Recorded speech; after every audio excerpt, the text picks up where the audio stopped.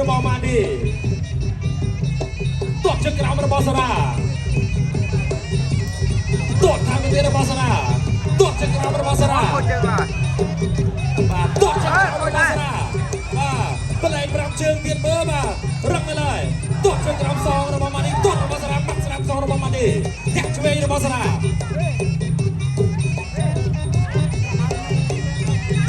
ឆ្វេងរបស់ម៉ាឌីត្រឡប់ទៅវិញបាទអូចូលដៃមួយរបស់ម៉ាឌីហើយបាទតែសារានៅធម្មតាបាទធាក់តាមមួយទៀតរបស់ម៉ាឌីសារាដើរចូលបាទទីសារាទាត់ឆ្វេងក្រោមតែម៉ាឌីសងមកវិញទាត់ជើងក្រោមរបស់សារាបាទសារាលេងជើងក្រោមសារាលេងជើងក្រោមចាក់ស៊ីជើងក្រោមតែម៉ាឌីបាទវាយសងទៅលើបាទផ្ទៃមុខវិញ